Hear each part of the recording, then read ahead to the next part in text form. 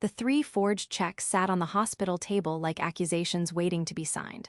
My mother, Eleanor Vance, slid them across the polished wood surface with the practiced disdain of a woman who had spent 33 years believing she was entitled to everything I had.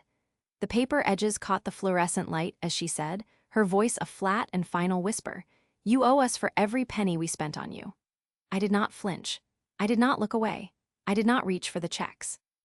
Instead, I set both hands flat on the manila folder resting in my lap and let my gaze travel to the faint, frantic pulse in her throat, visible just above the collar of her cream silk blouse. It was beating too fast, the speed of a lie in motion. Next to her, my father Arthur stood with his arms crossed, jaw tight, the sleeves of his navy suit jacket rolled once, the way he always did when he was about to deliver a verdict he had already rehearsed. My brother Derek leaned against the wall behind them, phone in hand, not even bothering to look up. The heart monitor beside Jane's bed beeped in steady intervals, a rhythm that had become the only honest sound in this room. I am Maya Vance, 32 years old, former JAG officer. 14 consecutive guardianship cases without a single appeal, over $4,200,000 in contested estates managed.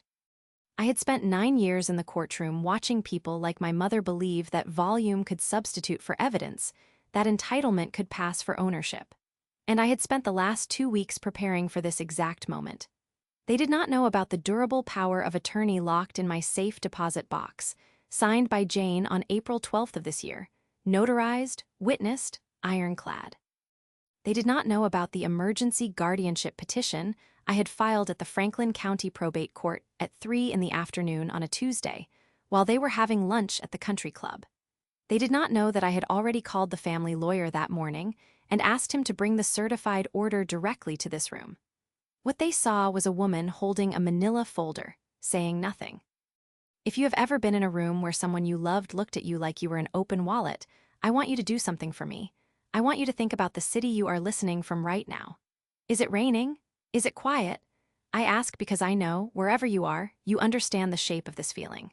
The weight of a debt you never agreed to.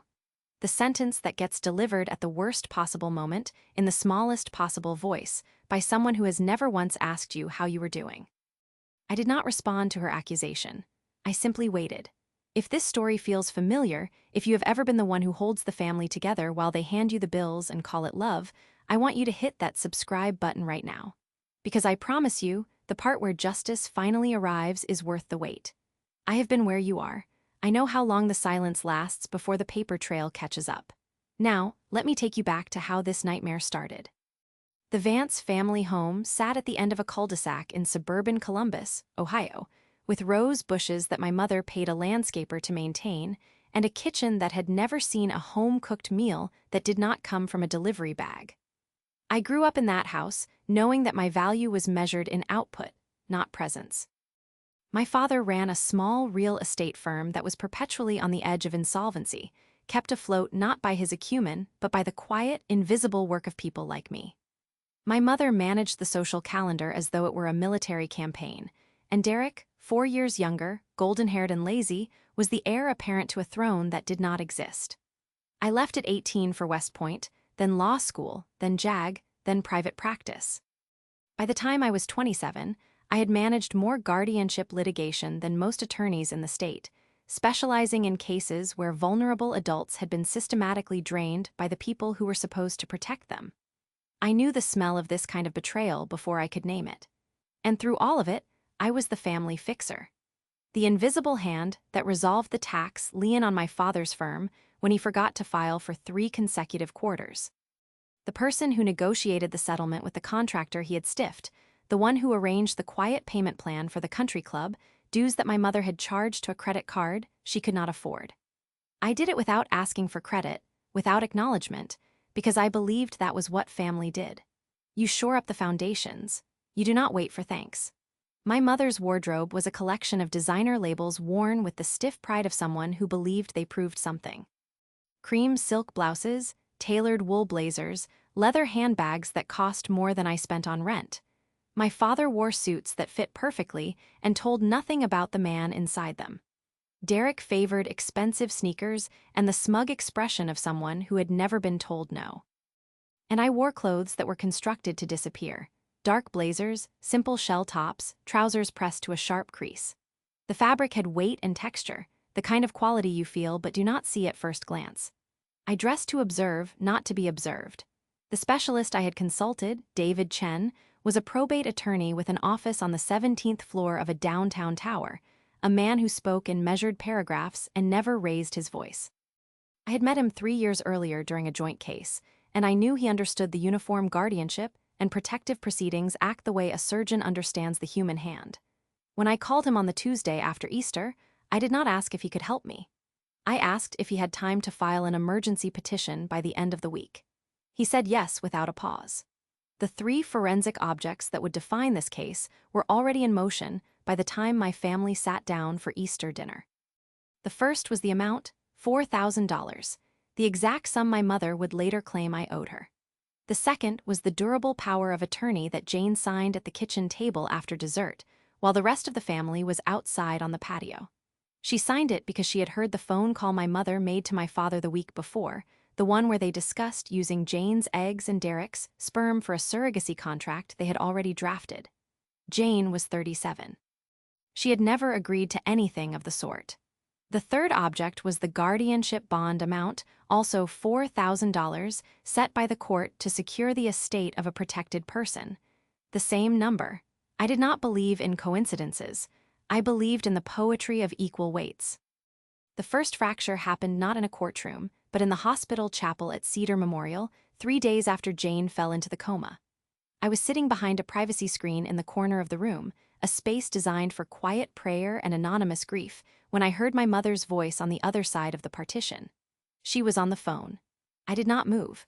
I did not breathe any louder than necessary. I simply opened the recording app on my phone and set it on the cushion beside me. The call lasted 12 minutes. In those 12 minutes, I learned that the surrogacy contract had already been signed, that the deposit had been wired from Jane's checking account the day before she lost consciousness, and that the $4,000 they were about to demand from me was meant to cover the remaining balance. They had already spent what they considered hers, and they expected me to make up the difference. I stayed still. I let the recording finish. I noted the exact time on my phone, 11:34 in the morning. Then I left the chapel, walked to the main entrance, and called David Chen. The irony was not lost on me. My family had spent their entire lives assuming I was the weak one, the one who would fall apart under pressure, the one who needed to be managed and indebted. They had never once considered that my silence was not weakness but storage. I had cataloged every lie, every oversight, every quiet act of theft and fraud. I had filed them away in the part of my brain that was cold and precise and utterly untouchable. And now I had a conversation's worth of evidence, recorded, time-stamped, and legally admissible in the state of Ohio, because only one party needed to consent to the recording of a conversation in which they were a participant. I had read the statute 7 years ago and never forgotten the precise wording. The family lawyer arrived at 1:15 that afternoon. He wore a navy suit, pressed to a military shine, and carried a sealed envelope that he placed on the table without a word. My mother reached for it, but I shook my head. "That is for me," I said. She looked at me as though I had spoken in a foreign language. My father's arms tightened across his chest. Derek finally looked up from his phone. I had already won. They just did not know it yet. I arrived at Cedar Memorial Hospital at 11 in the morning on a Wednesday.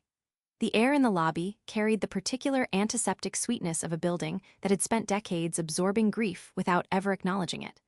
I walked past the front desk, past the chapel where I had recorded my mother's phone call 3 days earlier, and took the elevator to the 3rd floor.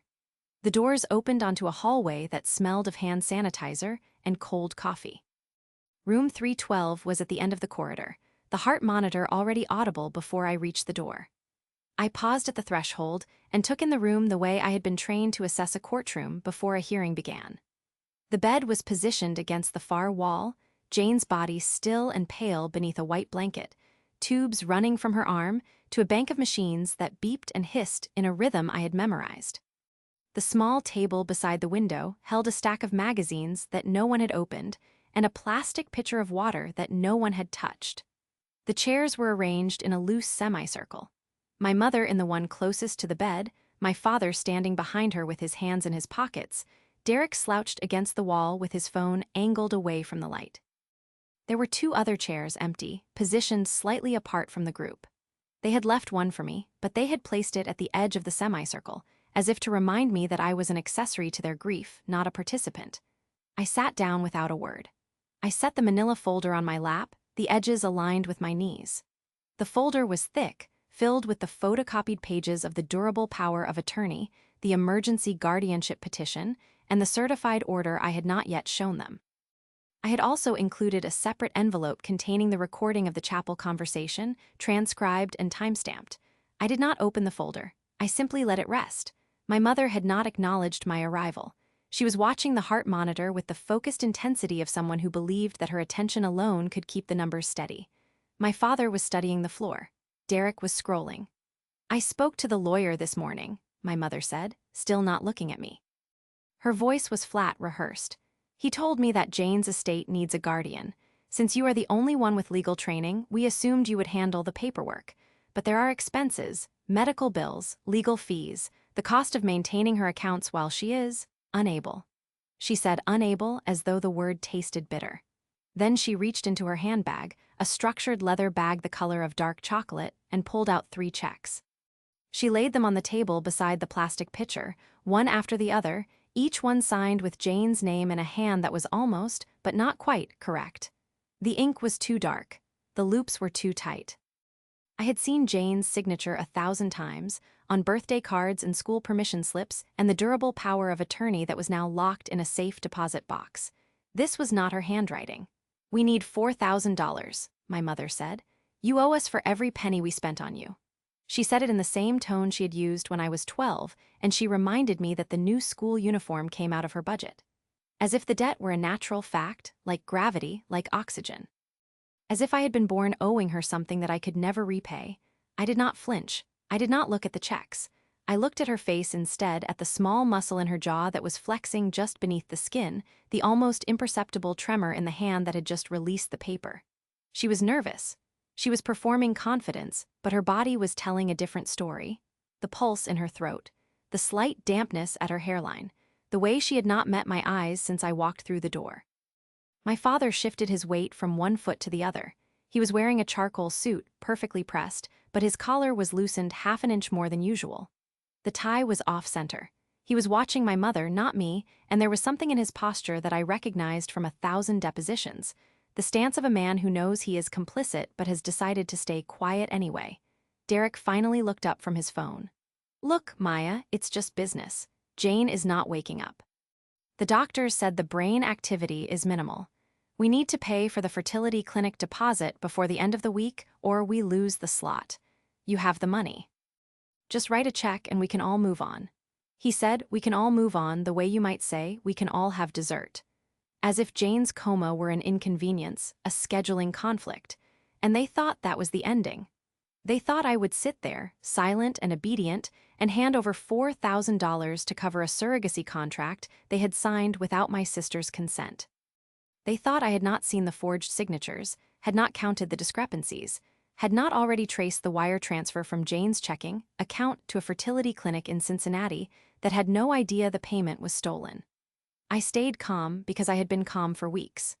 Calm when I found the downloaded contract on Jane's laptop, the one she had never opened, but that my mother had printed and placed in a folder labeled Household Budget. Calm when I noticed the bank withdrawals that had started 2 months before the coma, each one just under the threshold that would trigger a fraud alert. Calm when I sat in the chapel and recorded the phone call that laid out the entire scheme in my mother's own voice, complete with dollar amounts and dates, and the name of the clinic representative who had accepted the initial payment. The room held its breath. The heart monitor beeped. My mother's jaw flexed again. I reached into my blazer pocket and pulled out a small digital recorder. I set it on the table next to the forged checks, the screen facing up, the playback arrow visible. "I am going to play something," I said, "and then I am going to explain what happens next." My mother's face went still. The tremor in her hands stopped, replaced by a rigidity that I had seen in clients who had just realized they were about to lose everything. My father took a half step forward, then stopped. Derek's phone lowered. I pressed play. The recording was clear, the audio quality pristine. My mother's voice filled the room, tinny and sharp through the small speaker. "I told you, Arthur, we cannot wait for her to wake up. The clinic needs the deposit by Friday. We already used $4,000 from her checking account, but we need another $4,000 to cover the balance. Maya can pay it. She owes us for all those years of tuition, all those years of room and board. She has the money. She will not say no.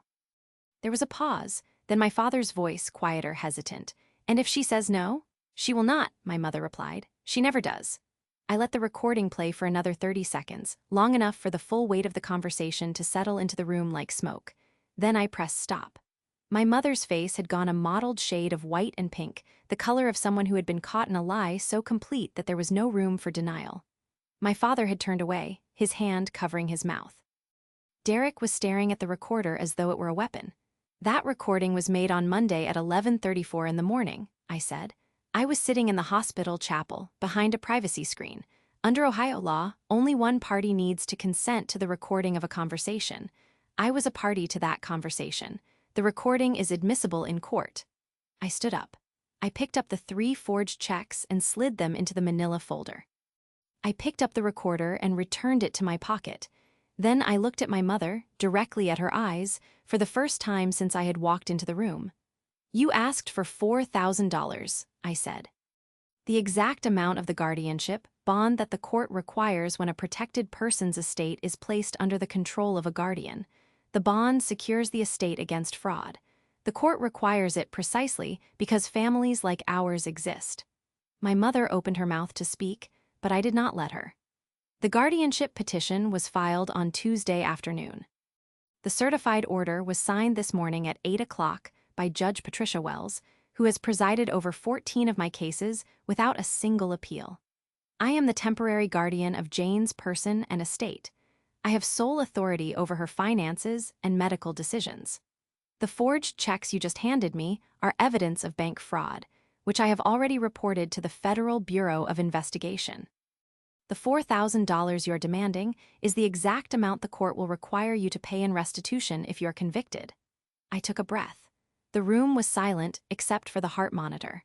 The family lawyer will be here in approximately 20 minutes, I said. He has a copy of the guardianship order. He also has a copy of the recording and a letter from my attorney detailing the steps you need to take to avoid federal prosecution. I would suggest you stay in this room and wait for him. I would also suggest you do not contact the fertility clinic, because I have already notified them that the payment was made with fraudulently obtained funds, and they have agreed to freeze the contract pending investigation. I picked up the manila folder and walked toward the door. I did not look back. The hallway was empty. The elevator doors opened as soon as I pressed the button. I stepped inside and let the doors close behind me, and I allowed myself exactly 5 seconds to breathe, to let the adrenaline settle into a steady, controlled rhythm. Then I pulled out my phone and dialed Tessa Hart. Tessa answered on the first ring. She had been waiting for my call. I knew, the way a forensic accountant waits for the moment the numbers stop adding up. She had been my ally since law school, the only person who had ever looked at my family and said, without hesitation, "They are going to try to drain you dry." She was a certified forensic accountant with a specialty in tracing hidden family assets and fraudulent transfers, and she had been tracking the Vance family finances for 2 weeks on my behalf. "It is done," I said. "The order is served. The recording is in my pocket. I have the forged checks." "How much was the demand?" she asked. $4,000. Exact bond amount. Of course it was. I could hear the dry satisfaction in her voice. "I have the transfer records from Jane's account. The clinic deposit was wired on the morning of the 15th, just before she went into the coma. The withdrawal was made from a branch in Dublin, Ohio, at 11:17 a.m. The teller's name is on the receipt. I already pulled the security footage." "Send it to David," I said. "He needs the full package before the meeting." "It is already in his inbox." "Maya," she paused. "You did it. You actually did it." I did not answer. The elevator doors opened onto the ground floor. I walked through the lobby, past the front desk, past the chapel, past the automatic doors that slid open to admit the late morning sunlight. The air outside was cool and clean. The sky was a pale, cloudless blue. "Tell David I will call him in an hour," I said. "I need to visit the safe deposit box." I hung up. I got into my car and sat there for a moment, the manila folder on the passenger seat, the engine idling. I thought about Jane, about the way she had signed the durable power of attorney at the kitchen table after Easter dinner, her hands steady, her eyes clear. "Do not let them use me, Maya," she had said. I signed it for you, not for them. I had not let them use her. I had used the law, the paper trail, and the truth. I started the car and pulled out of the parking lot. Behind me, in room 312 of Cedar Memorial Hospital, my family was sitting in the silence I had left them, waiting for a lawyer they did not know had already been paid. I drove straight to my office on High Street, a second-floor space above a bookstore that smelled of old paper and dust. The building had no elevator, and the stairs creaked in a rhythm I had memorized over the years. I unlocked the door, stepped inside, and locked it behind me. The room was small, a single window facing the street, a desk that had belonged to my grandfather, and a filing cabinet that contained the architecture of the last 2 weeks of my life. I set the manila folder on the desk. Then I sat down and began the work. Tessa arrived 30 minutes later. She carried a leather messenger bag that looked worn and unremarkable, the kind of bag that a person might use for groceries. She set it on the corner of my desk, unzipped it, and pulled out a stack of paper at least 2 inches thick. Corporate bank records, wire transfer confirmations, copies of signature cards from Midwest Community Bank, a printed screenshot of a fertility clinic contract signed by my mother and father. A separate folder containing the security footage from the Dublin branch, printed as stills because the video file was too large to carry casually. She placed each item on my desk in a precise row, as though she were laying out surgical instruments. Midwest Community Bank, she said, sitting down across from me. Jane's personal checking account. Opened 11 years ago, never overdrawn. Average monthly balance of approximately $12,000. My mother had her listed as a joint signatory after my stroke. That was the vulnerability. Elinor added herself as an authorized user in March, without Jane's knowledge, using a signature card that was notarized by a notary who retired in 2019. She slid a copy of the signature card toward me. The date stamp read March 12, 2025. The notary stamp was faded, the commission number smudged. The signature next to Jane's name was a clean, practiced loop, the same hand that had signed the 3 checks I had just taken from my mother. I studied it for a long moment, noting the slight upward tilt at the end of the last letter, the way the pen had lifted too soon. It was a good forgery, but it was not Jane's. Jane's signature had a deliberate pause between the first and last name, a hesitation that came from years of signing military forms with careful attention to legality. This signature was too smooth. The bank teller's name is Margaret Hayes, Tessa continued. She has been with Midwest Community for 22 years. She processed the wire transfer on the morning of April 15th, the day Jane went into the coma. In her statement, she said she recognized my mother and assumed the authorization was valid. She also said she felt a little funny about the amount, but she did not want to cause trouble. She pulled out a single sheet of paper. The wire was for $4,000, sent to a holding account at a fertility clinic in Cincinnati, operated by a company called Willow Creek Reproductive Services. I called their compliance officer this morning. He confirmed that the contract was signed by Elinor and Arthur Vance. The down payment was accepted on April 15th. The remaining balance of $4,000 was due by April 29th. That is tomorrow. She looked at me. The clock is running, but we already stopped it. I sent them a fraud alert letter this afternoon, copied to their legal department. They have frozen the contract pending investigation. I picked up the paper and read it slowly. The contract was boilerplate, the standard language of a legal agreement that had been written by people who assumed every party involved was acting in good faith. The signatures were clear: my mother's name, my father's name, and a third signature, Jane's name, forged in the same clean, practiced hand. I set the paper down. What else? Tessa reached into her bag and pulled out a binder, black, 3-ring, tabbed. She handed it to me. The full audit of Vance Real Estate Holdings, LLC. I went back 10 years. Your father has been using the company as a personal slush fund for at least 7. He took out a line of credit in 2018 for $150,000. The money was used to pay off personal credit card debt, fund a vacation home rental in Florida, and cover the country club dues that my mother had been charging to a card in Jane's name.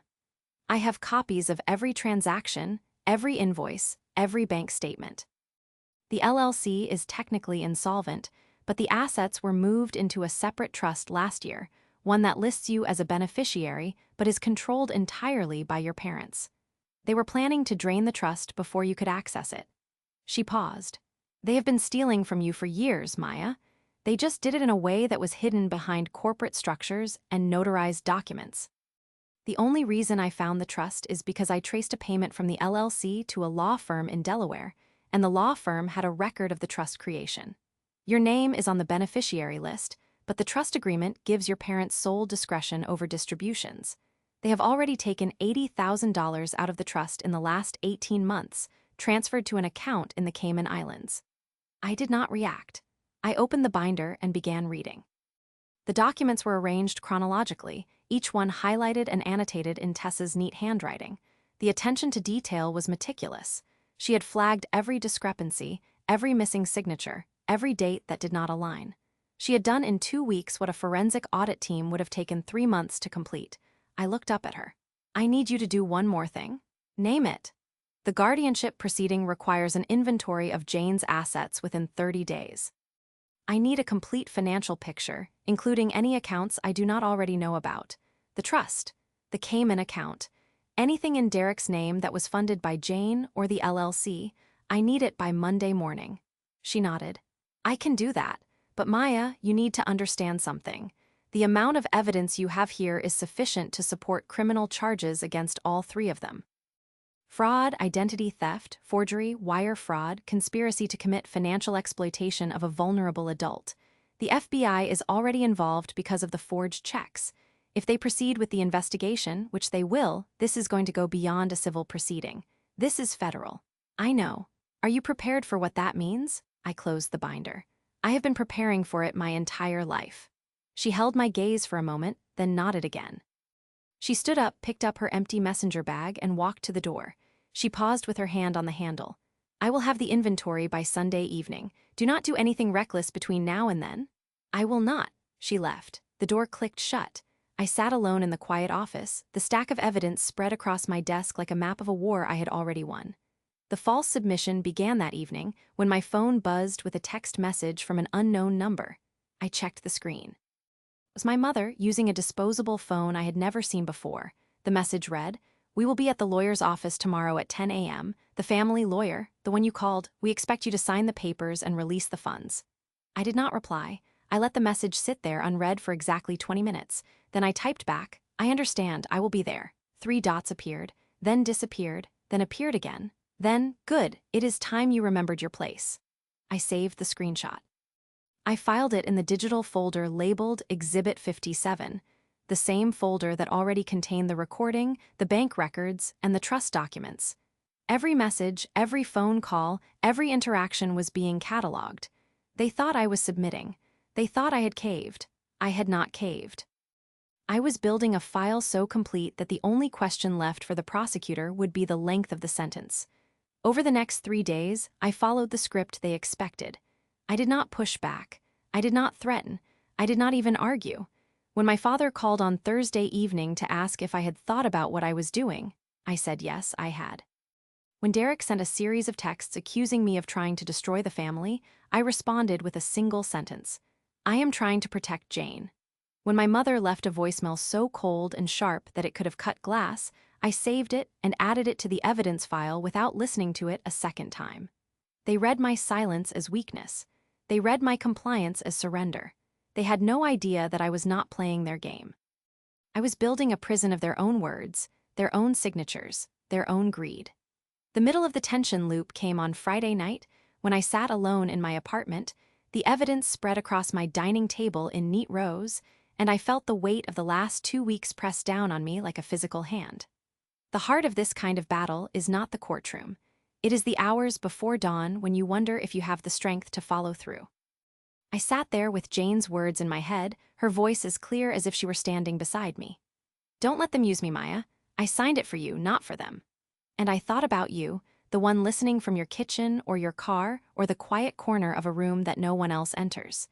Have you ever been the one who held the evidence, who had the truth, and still hesitated because the people you were about to hurt were the people who were supposed to love you? If you have, I want you to know that the hesitation is not weakness. It is proof that you are not like them. It is proof that you still believe in something they have never understood. I did not sleep that night. I did not need to. I had the paper. Saturday morning, I met David Chen at his office on the 17th floor. The building was quiet, the weekend staff minimal. He had coffee waiting, black, no sugar, exactly the way I drank it. He was wearing a gray suit, no tie, and he looked as though he had not slept in a week. But his eyes were sharp, and his voice was steady. "The guardianship order is final," he said. "No appeals filed yet, but they have until the end of next week to contest. They will not, because contesting would require them to admit they knew about the forged checks. I received a call from the FBI field office in Columbus yesterday afternoon. They have opened a formal investigation into the forgery and the wire transfer. They are waiting for you to provide additional documentation." He slid a sheet of paper across the table. "This is the timeline for the hearing on Monday. The court has scheduled a preliminary review at 9 in the morning. Judge Wells will hear the petition for permanent guardianship. If she grants it, which she will, you will have full control over Jane's estate. The minutes of the hearing will be public record." I picked up the paper. The hearing was in 2 days. I had everything I needed. "I have a binder for you," I said.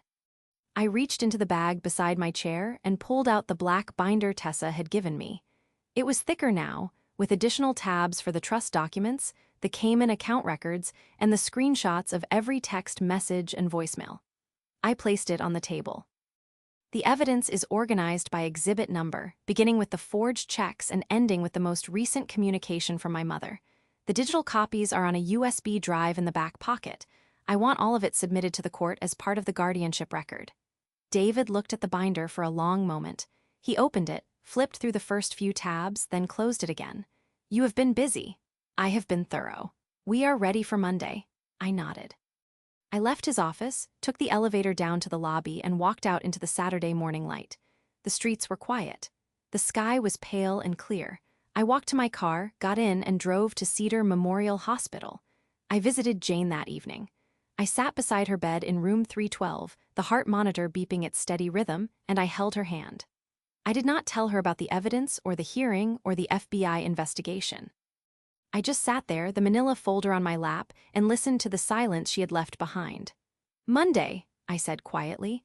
"That is when they will finally understand." The heart monitor beeped. I squeezed her hand.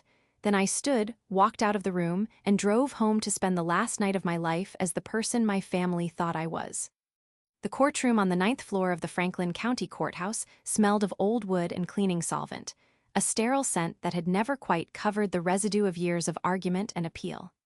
I arrived at 8:30, wearing a navy blazer, a white shell top, and trousers pressed to a military crease.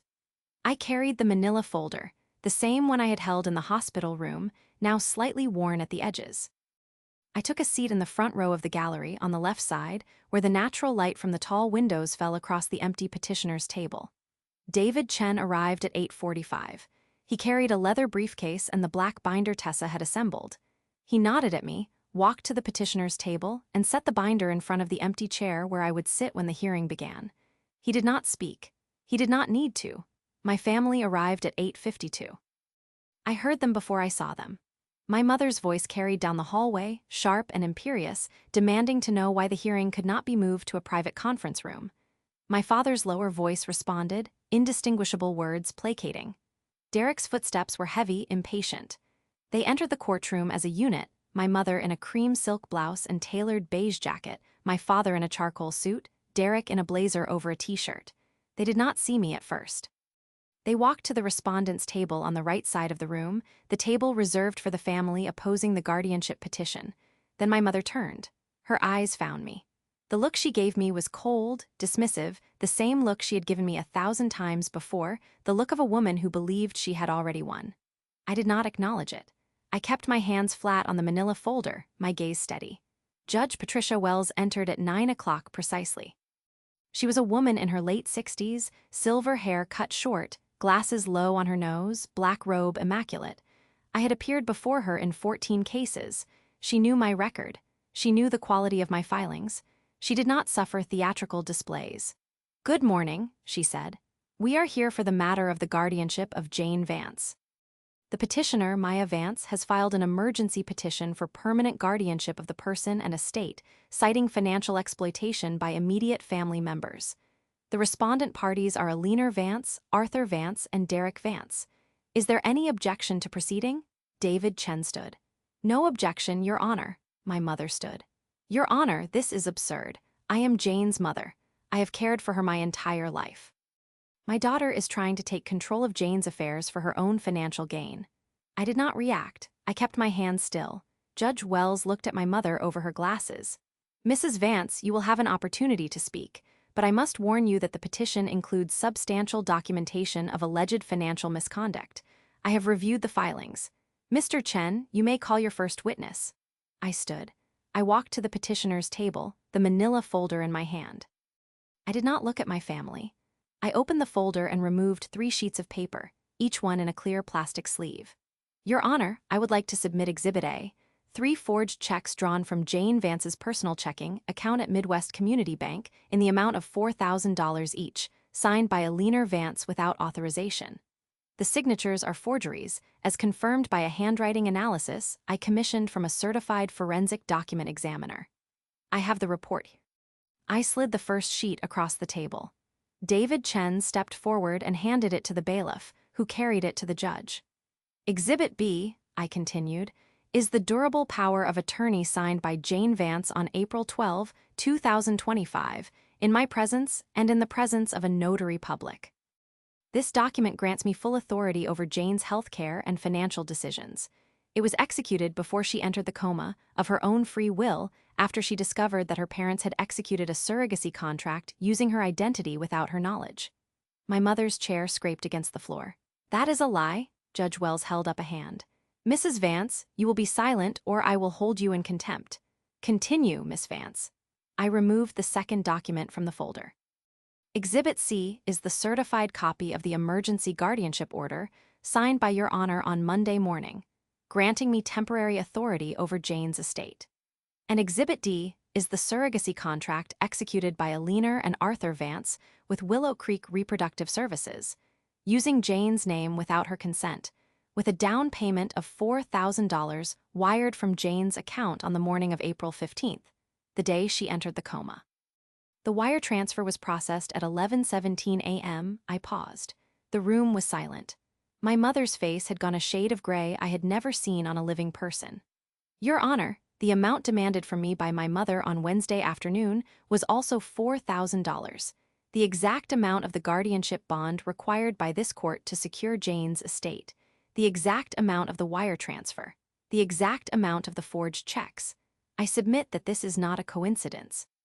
It is a pattern of systematic financial exploitation that began months before Jane's medical crisis. Judge Wells studied the documents. She turned a page. She looked at my mother, then at my father, then at Derek. Mrs. Vance, Mr. Vance, Mr. Vance, do you have any evidence to dispute these claims? My mother stood again. Her voice was shaking. This is my daughter, my daughter. She has always been resentful. She has always tried to take what is not hers. Jane would never have signed a power of attorney without telling me. She was my daughter. I raised her. I deserve. Enough. Judge Wells's voice was quiet, but it cut through the room like a blade. I have reviewed the forensic handwriting analysis. I have reviewed the bank records submitted by the petitioner. I have reviewed the surrogacy contract. The evidence before me is overwhelming.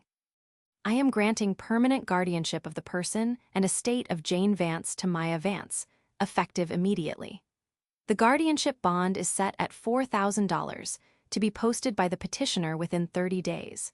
The respondent parties are ordered to surrender any and all financial documents, account access, and personal property belonging to Jane Vance within 48 hours. Furthermore, I am referring this matter to the Franklin County Prosecutor's Office for review of potential criminal charges, including forgery, identity theft, and financial exploitation of a vulnerable adult. She banged the gavel. This hearing is adjourned. My mother did not move. She stood at the respondent's table, her hands gripping the edge, her knuckles white. My father had not stood. He sat in his chair, his face pale, his gaze fixed on the table in front of him. Derek had already turned to leave, his phone in his hand, but the bailiff stepped in front of him.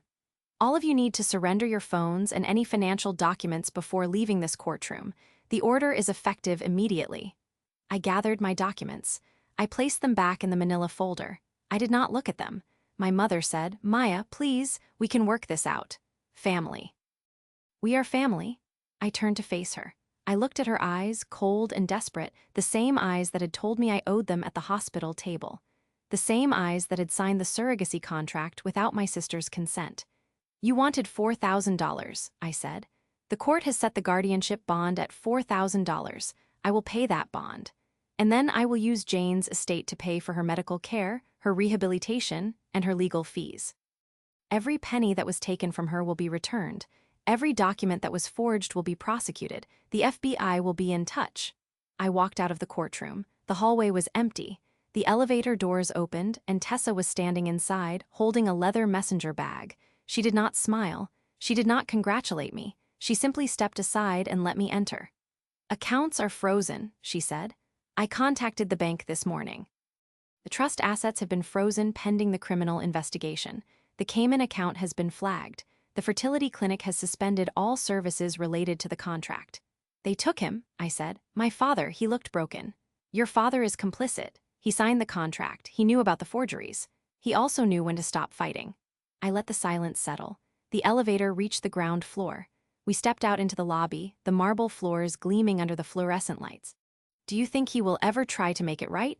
Tessa asked. I paused at the exit. The afternoon light was warm, golden, slanting through the glass doors. "I think he will have to live with what he did. That is its own kind of punishment." The epilogue begins 6 months later, on a Tuesday morning in October. I am sitting in my new office at Sterling Legal Partners, a corner suite on the 15th floor overlooking the Scioto River. The morning light catches the surface of the water and reflects onto the walls, soft and golden. On the wall behind my desk, framed in simple black wood, is the certified guardianship order signed by Judge Patricia Wells. Next to it, in a smaller frame, is the durable power of attorney signed by Jane on April 12th, preserved behind glass. The manila folder that held the evidence is now worn and creased. I keep it in the bottom drawer of my desk, a totem of the moment I chose to stop carrying the weight of their expectations. But on my desk, visible to every client who walks through my door, I have placed a single white rose in a crystal vase. It comes from Jane's garden, the one she planted behind the family house before the coma. I tend it myself now.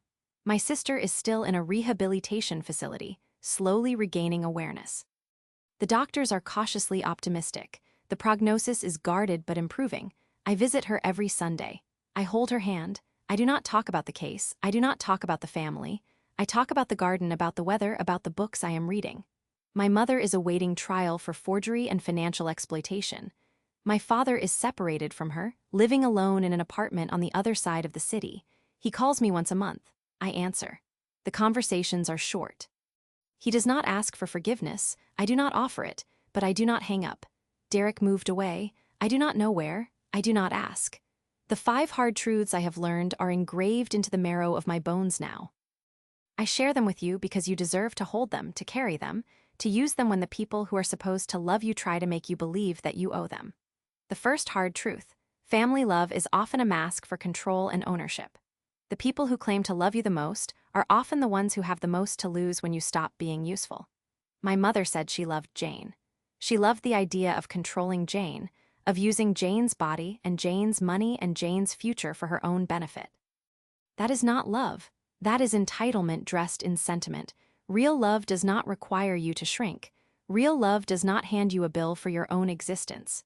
The second hard truth: the law is only as effective as the paper trail you build before the crisis. I did not win because I was smarter. I won because I prepared. I gathered documents, I recorded conversations, I kept copies of everything. The moment I heard my mother's voice in the chapel, I knew I needed to turn her words into evidence. The families that succeed in draining their children do so because their children do not realize the paper is power until after the paper is gone. Start your file now. Save the texts. Keep the receipts. Print the bank statements. The day you need them will come sooner than you think. The third hard truth: calmness in the face of betrayal is the ultimate strategic weapon. When my mother slid those forged checks across the hospital table, every instinct I had wanted to scream, to cry, to throw the paper back in her face.